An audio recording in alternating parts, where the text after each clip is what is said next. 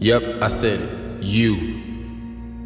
Not anybody else, but you. When you wake up in the morning, I want you to know what you do matters.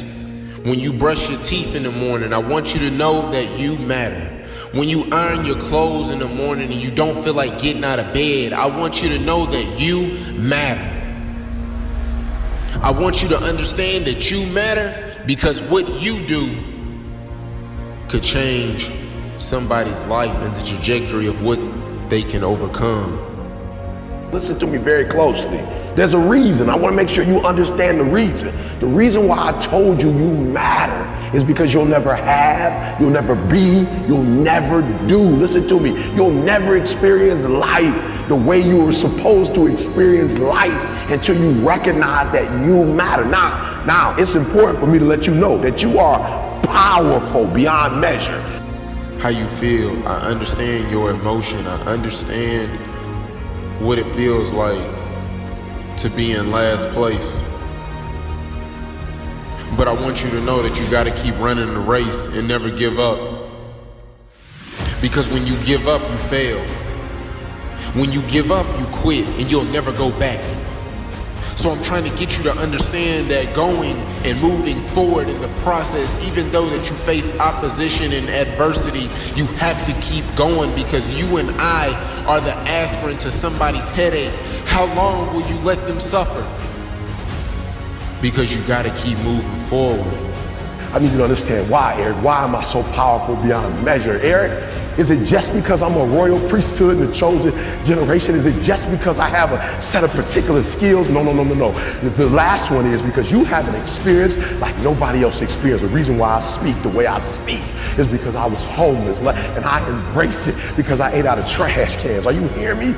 Are you listening to what I'm telling you? Because my father was not in my life is not a negative thing. It makes me who I am today. I can relate to you in ways that nobody else can. Because I ate out of garbage cans, I've been to the bottom. I can tell you how to start from the bottom and get to the top. Are you hearing me? I have a set of particular skills that nobody else has, but more importantly, I have an experience that nobody else has ever experienced. And that's what makes your life unique. And that's what makes you you.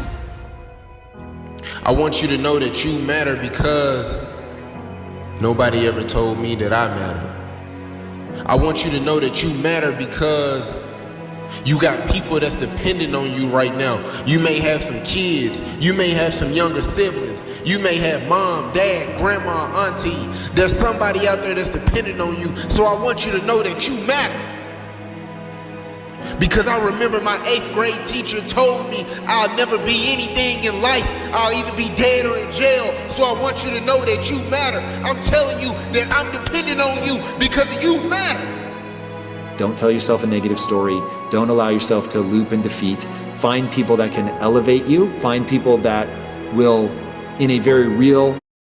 Since I've taken a more laid-back approach to fixing cars, I became a lot better at help you see the path forward and help you hold on to the only belief that matters, that you can figure this out. And nobody can tell you what you can't overcome if they never been through it. So I want you to trust the process. I want you to stay 10 toes down. I want you to understand that you can prove them wrong because I want you to know that you have the ability and you have the tools and the power and all of the amazing characteristics that are on the inside of you are ready to come out and come to fruition and ready to see you walking your purpose and who you were called to be and what you were called to do.